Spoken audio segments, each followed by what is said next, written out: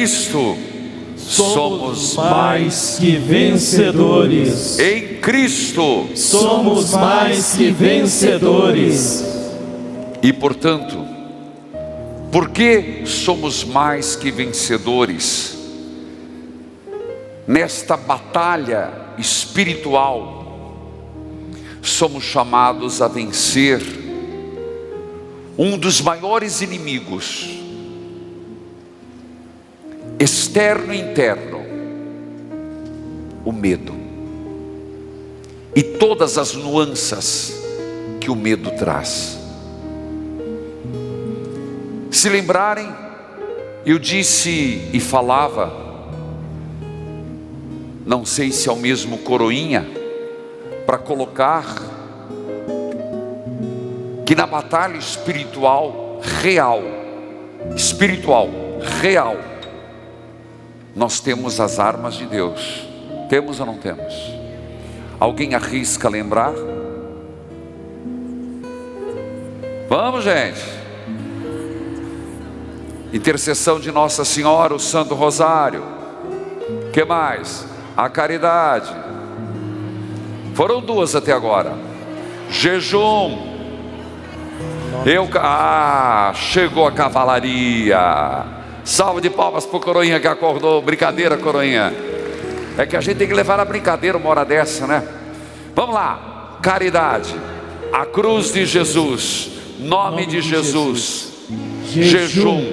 Intercessão de Nossa Senhora, o Santo Rosário.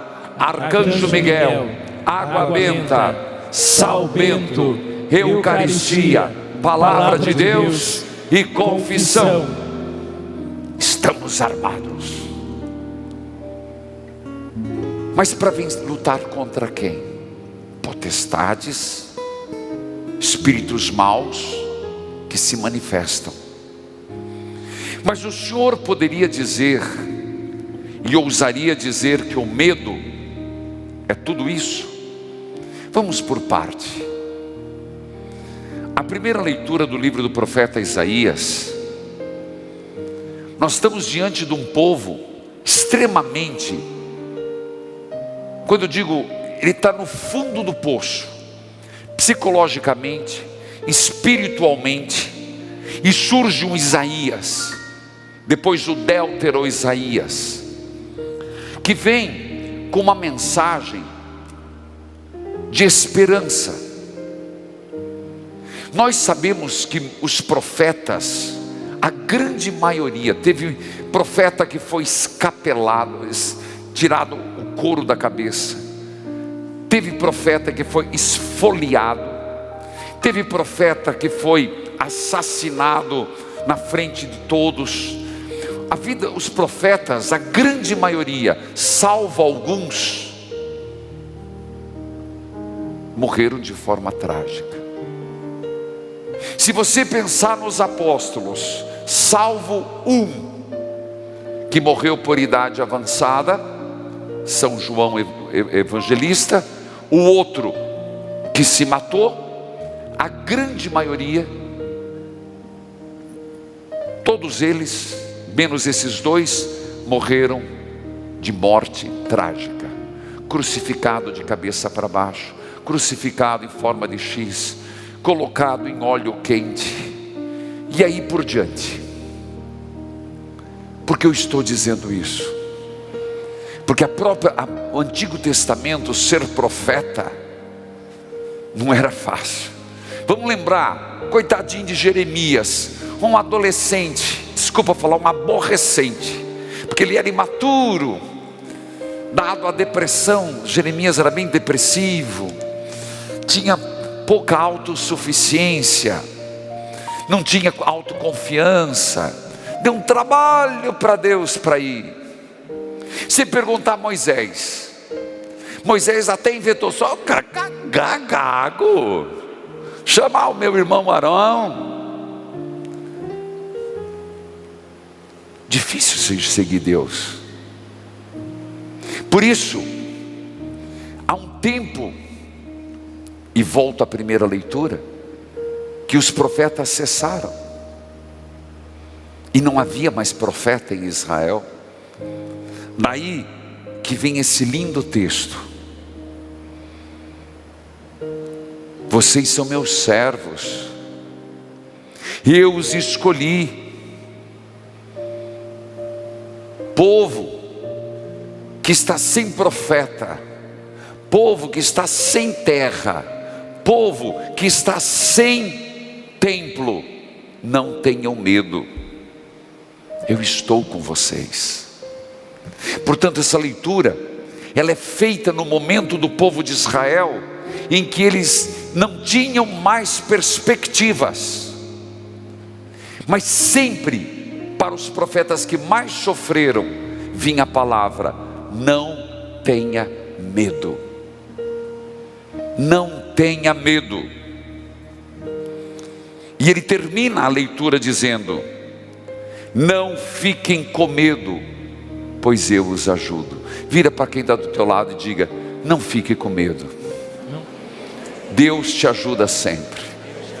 Fala isso para quem está do teu lado, meu filho. Fala com coragem, como se você fosse contar aquela fofoca que, nossa senhora, sabe quando está fervendo a língua assim, eu tenho que te contar. Conta para ele, ó, não tenha medo, meu filho, Deus vai te ajudar sempre. Assim, o Antigo Testamento, na vida dos profetas e os caprichosos em estudo bíblico, faz uma pesquisa, como os profetas viveram, a maioria de forma difícil. Por isso eu falava e repito: quando você tiver medo, a gente sempre tem que procurar na Bíblia orações, e a salmodia, os salmos, ele tem para os doentes, ele tem para o momento de depressão, tem para o momento uma súplica de livramento, os salmos têm para proteção, ele tem para todas as circunstâncias. E este é o salmo para se rezar quando você está com medo. O Senhor é minha luz e salvação. Engraçado, né? Luz. Conta uma história que tinha uma criança que de repente a criança começou a gritar, que o monstro vinha pegar, e que ela estava perto da morte, e um negócio horrível na casa, uma coisa ruim. De repente a mãe falou: abra os olhos, é fantasia, é sonho. Às vezes nós esquecemos que a escuridão, a noite, sempre nos amedronta. Por isso a noite sempre é tido como o domínio das trevas. Na clássica espiritualidade cristã, sempre usa-se noite escura, não é por acaso. Os monges beneditinos têm uma música muito bonita sobre a noite e a passagem da noite para o dia, sempre nessa perspectiva: noite tenebrosa, amanhecer, luz, esperança. Por isso o salmo começa a dizer: o Senhor é minha luz e salvação, não terei medo. Então por aqui você já tem que necessariamente se perguntar: do que eu tenho medo?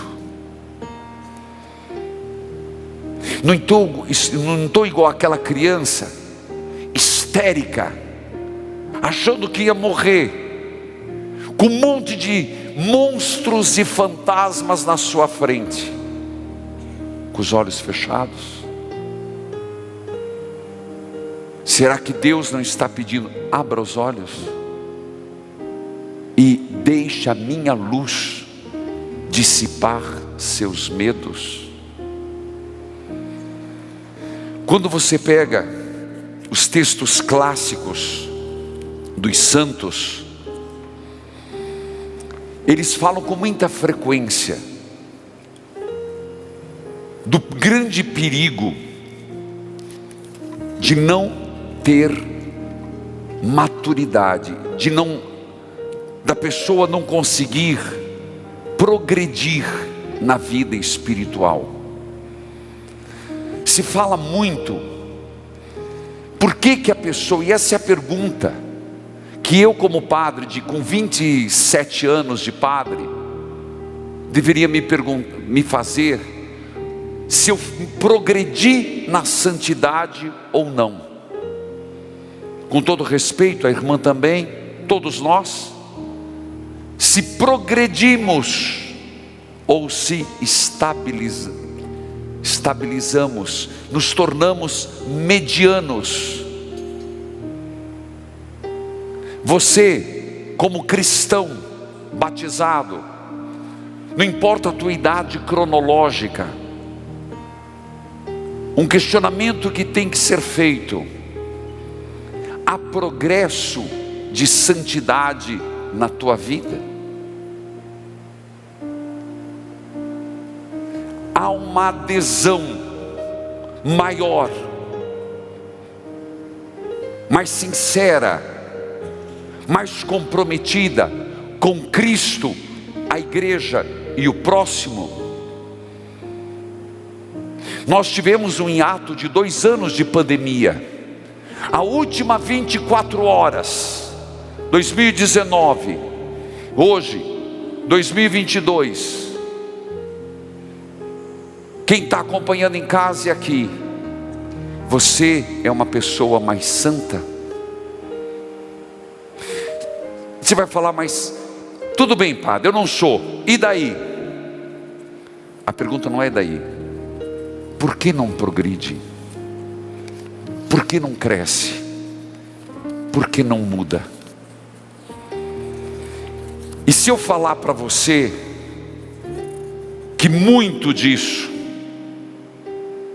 é o medo?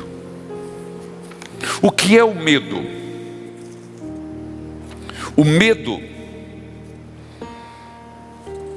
é você não estar convencido de que o passo que você vai dar, a decisão que você vai tomar, a posição que você vai ter, realmente você está convicto. Medo inseguro. E na teologia clássica espiritual, a palavra é medo. Medo que gera ansiedade, medo que gera insegurança, medo que me gera procrastinação. Por que eu procrastino? Porque eu não estou certo em quem eu confio. Quando que você tem medo de uma coisa? Quando você acha que você não tem forças para combater teu inimigo. Repito, quando que você tem medo? Caramba, velho, eu tenho medo daquele cachorro, porque o bicho é grande, dente enorme, e se eu chegar perto, vai arrancar um pedaço da minha perna, se não for outra parte. Eu tenho medo, porque eu me sinto impotente diante da ameaça que eu estou tendo. Compreendido? Tenho medo diante de um ladrão, porque eu não sei como ele vai agir, eu não sei o que ele vai fazer. Então eu fico atemorizado. Ainda não entendi, padre. Devagar. O medo pode ser bom? Pode. O medo de autopreservação. O medo é da natureza, por isso eu falei que Jesus teve medo. É da natureza humana. Às vezes, com um pouco de medo, você se preserva de se aventurar em bater o carro. Com medo, consciência, as coisas juntos, você não dirige tão rápido, você é mais ponderado. Medo não é por todo ruim.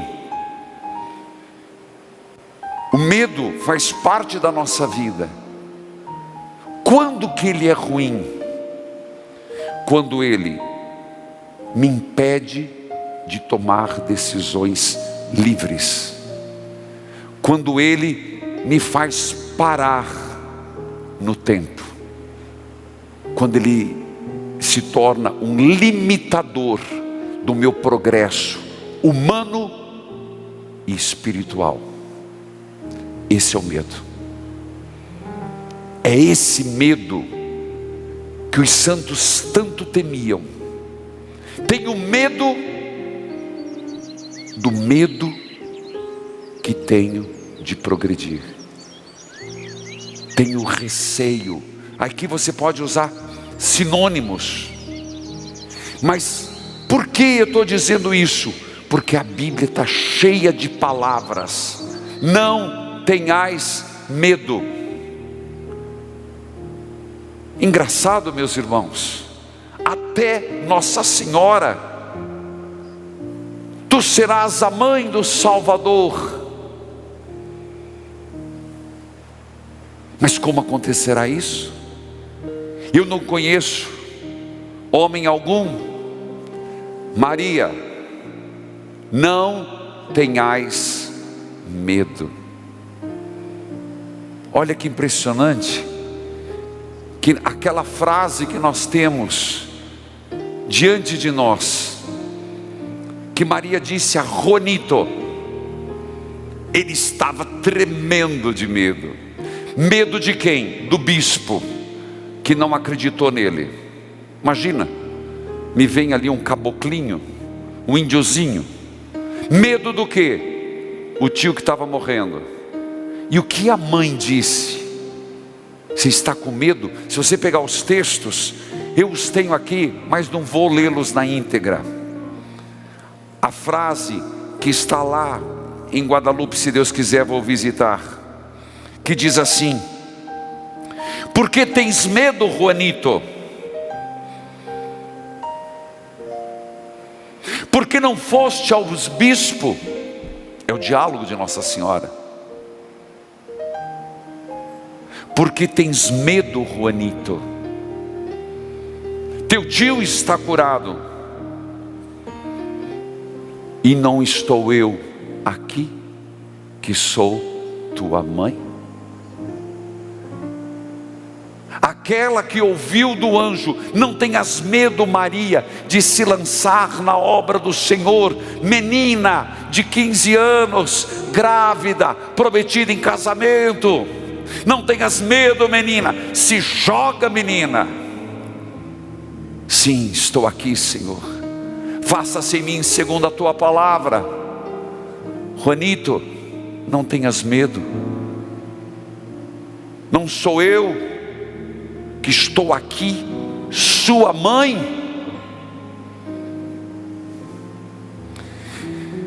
Lembremos, e a pergunta é: do que temos medo? Medo do quê? Quantas pessoas deixaram de fazer por medo? Quantas pessoas deixaram? Que medo que nós temos? Sinceramente, qual que é o teu maior medo? Que te leva à ansiedade, medo que te leva à preocupação, medo que te tira o sono. Eu não sei o que. Medo que não te faz bem. Medo de críticas. Sério? Está com medo de críticas? Você vai deixar de servir o Senhor com medo que alguém vai te chamar de carola? Medo de alguém dizer para você: mas você não sai da igreja mesmo, é capaz de ser namorada do padre. Eu sei, já me contaram que são capazes de falar essas besteiras. Medo do quê? Que por causa do Senhor a irmã Zélia vai deixar de servir, de pregar, de evangelizar, Padre Kleber, Ironi, medo de tocar a obra, evangelizar, agradar todo mundo? Não vamos. satisfazer todos os gostos, menos ainda. Mas ter medo de levantar uma bandeira em nome de Jesus e dizer: vamos evangelizar com novo ardor, com novos métodos. Você vai ter medo de ser uma mãe cristã dentro de casa, medo porque é insegura de levar teus filhos a progredir, ter coragem de dizer assim: ó, embaixo da minha casa, enquanto você morar embaixo do meu teto, esse espatuá não entra, minha filha. Vocês não vão ficar dormindo junto, e eu não vou comprar camisinha para colocar ali do lado da cama, não. Na minha casa tem respeito, minha casa é uma casa cristã.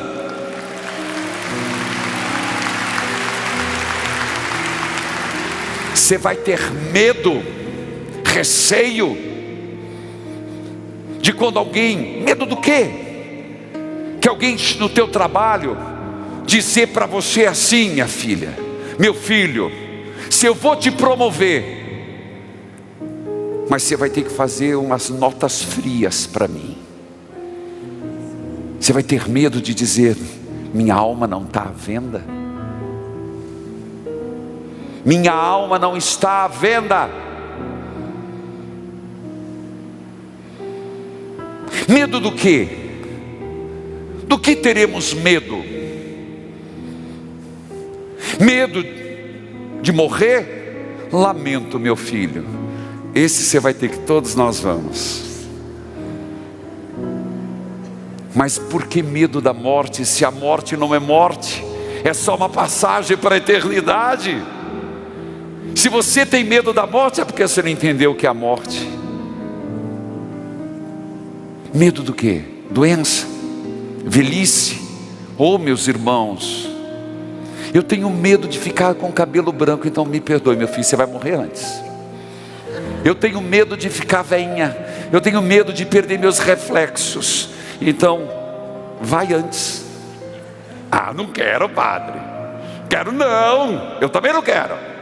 Quero ficar aqui no Guadalupe, seja caminha numa carrinho igual o Papa, olha, cadeira de roda, com a minha bengalinha, corrigindo e dizendo: está errado, está errado.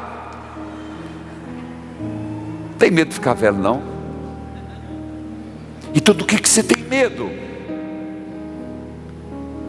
Tem medo de fantasma, tem medo de cara.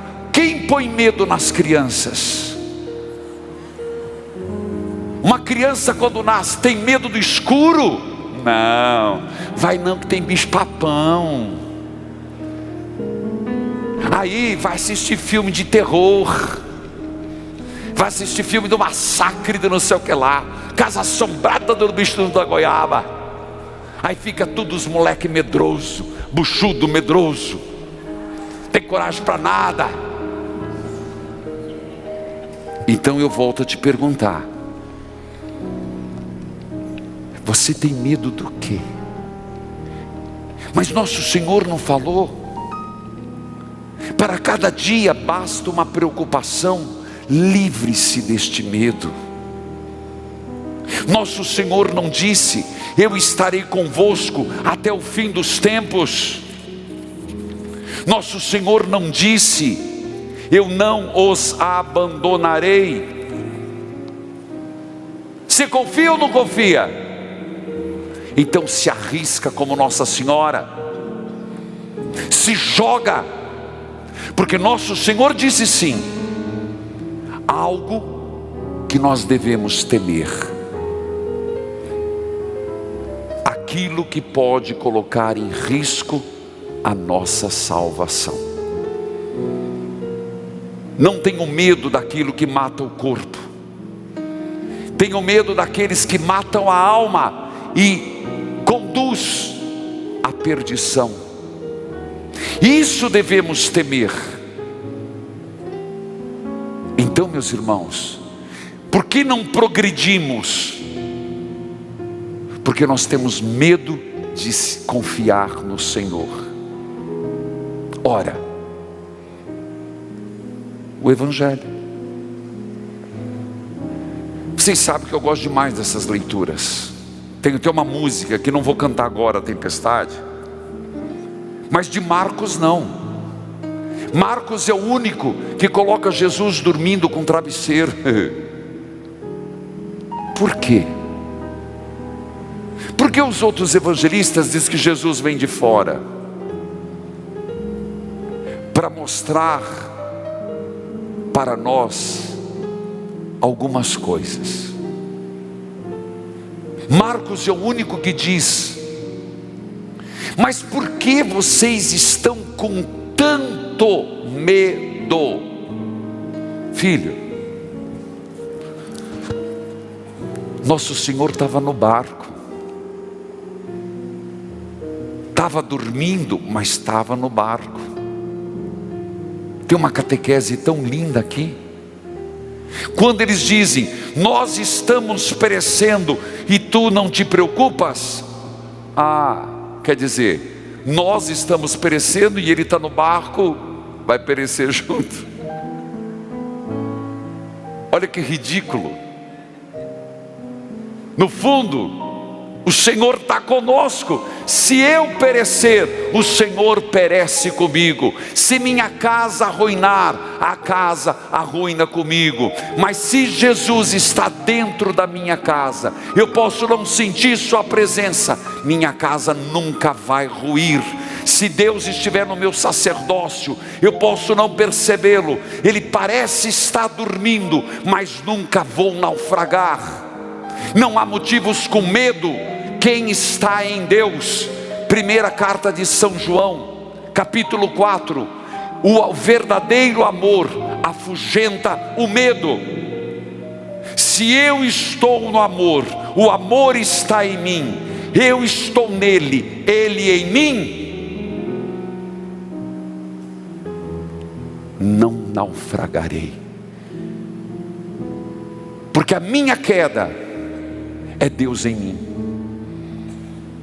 Santo Agostinho, que a irmã citou, um grande santo, ele falava que os soldados de Cristo são apunhalados com 2 armas e 2 táticas pelo diabo. Soldados de Cristo somos nós. 2 táticas e 2 armas. Primeira arma que o diabo nos atinge: a sedução. Tudo ele seduz. Seduz a ponto de eu dizer: não estou pronto. Completando um pouquinho, Santo Agostinho era um homem inteligentíssimo. Ele tinha dons e ele sabia que tinha que converter. Mas é frase dele: Senhor, eu não quero mais viver essa orgia, dai-me a graça do celibato. Amanhã, hoje ainda não. Sedução. Nós podemos ser pessoas seduzidas, e por isso seduzidas a ponto de eu não quero seguir o Senhor. Eu quero, mas não quero tanto. Eu quero estar com um pé em Cristo e um pé no mundo. Se eu pudesse, eu dividiria meu coração, uma parte para Deus, uma parte para o mundo. Sedução. E qual é a tática? Criar angústia. Padre, como eu sou uma pessoa angustiada. Procure as razões das suas angústias e dos seus medos. Está faltando Cristo. Porque nosso Senhor disse isso no Evangelho. Por que tendes tanto medo? Porque ainda não tendes fé. Eu tenho medo, Padre. Falta Cristo. Eu tenho angústia. Falta ser curado em Cristo. Os soldados são atacados por uma segunda arma: o medo. A primeira arma, a sedução. A segunda arma, o medo. A primeira tática, a angústia. A segunda tática, o desânimo.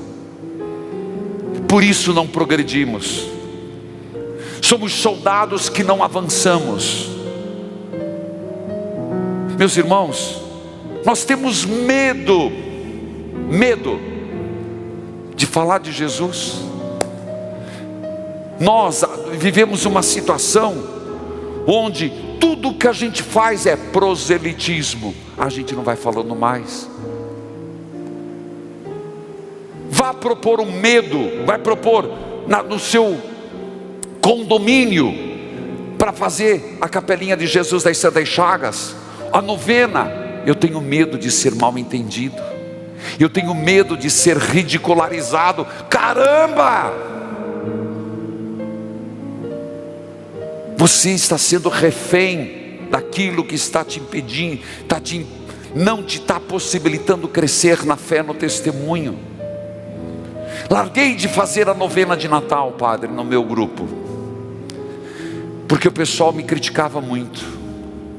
Você recuou? Parabéns. Medrosa. Medroso. Vencer o medo.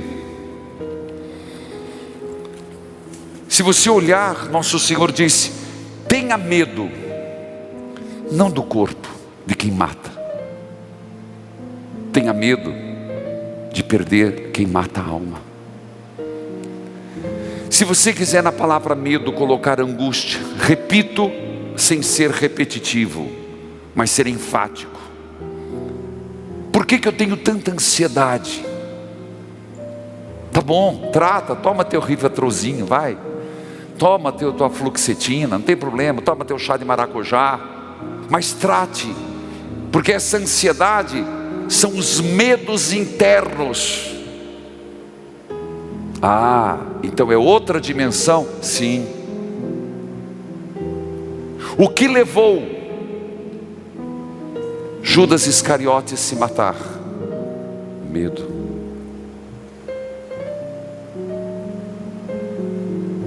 Traumas, ressentimentos, mágoas, são medos internos, com nomes diferenciados.